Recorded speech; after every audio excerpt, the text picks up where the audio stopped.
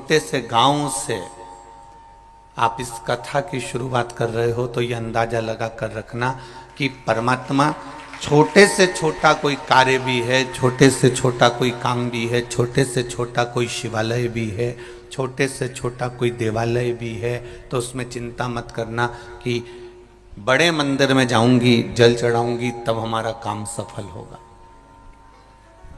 बड़े मंदिर में जाऊंगी तब हम मंदिर में जल चढ़ाएंगे तब जाकर भगवान हमारी सुनेगा, या बहुत बड़े मंदिर में जाऊंगी, बहुत प्रचलित मंदिर में जाऊंगी तब भगवान हमारे कार्य को सफलता देगा। ऐसा नहीं है।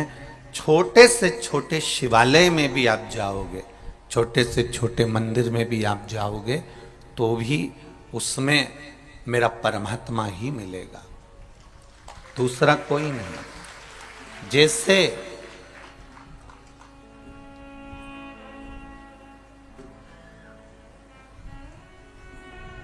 जैसे कोई कहे कि अमृतसर का गुरुद्वारा प्रथम है या नांदेड़ का गुरुद्वारा प्रथम है या वहां का गुरुद्वारा बिहार का प्रथम है, पर गुरु नानक देव जी ने तो एक जैसी वाणी अपने गुरु ग्रंथ साहिब में लिखी है। और उन्होंने गुरु ग्रंथ साहिब में जो गुरु ग्रंथ है उस ग्रंथ के अंतर्गत गुरु नानक देव जी ने जो लिख दिया, फिर वो ग्रंथ ये नहीं देखता कि वो बहुत बड़े गुरुद्वारे में रखा हुआ है कि बहुत छोटे से में रखा हुआ है। वो गुरु की वाणी, वो गुरु नानक देव जी द्वारा लिखित वो गुरु ग्रंथ साहिब जहां रखा रहता है, फिर चाहे आपका घर क्यों ना हो वो भी गुरुद्वारा ही कहलाता है, वो भी गुरुद्वारा ही होता है। उसी तरह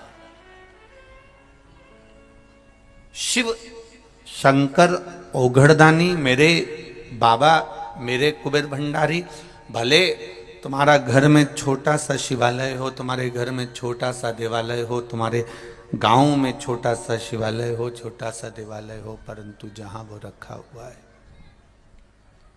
वो कोई छोटा नहीं होता। उसकी भक्ति, उसका विश्वास, उसकी दृढ़ता प्रबल होती है।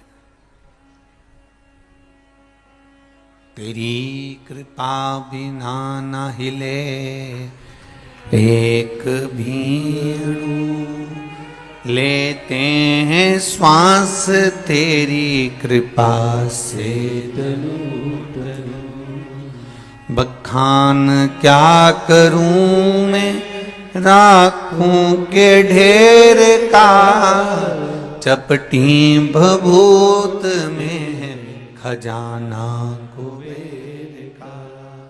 हे गंगधार मुक्ति द्वार ओमकार तू, आयो शरण शंभु तार तू।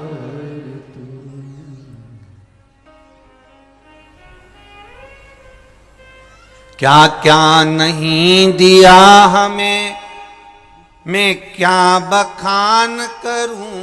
हम क्या बखान करें, वो क्या नहीं दे दिया। उसकी शरणागति में पहुंचकर, उसके चरणों में पहुंचकर, उसके सामने पहुंचकर, उसके दरवाजे पर पहुंचकर हमने क्या नहीं पाया। आप लोग जितने लोग भी इस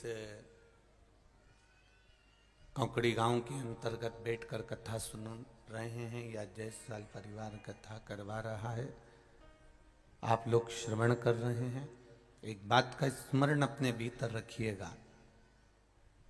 आप यहां तक आए हैं किसी दूसरे के कहने पर नहीं आए।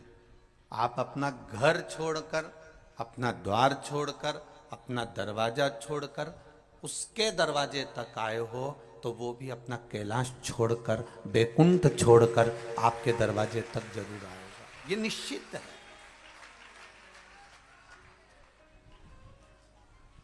आप उसकी चौखट तक पहुंचे हो तो वो भी आपके द्वार तक तो आएगा। बस आपका भजन आपका मूल है, आपका संकीर्तन आपका मूल है, आपका कीर्तन आपका मूल है, आपका मंत्र जाप आपका मूल है।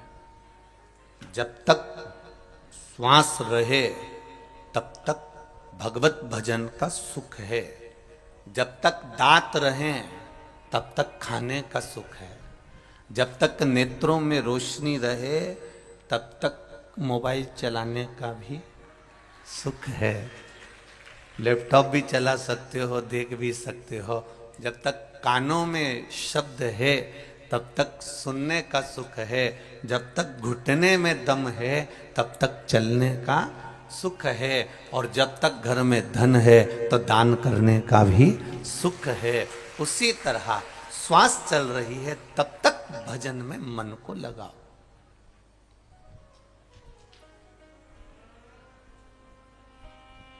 ये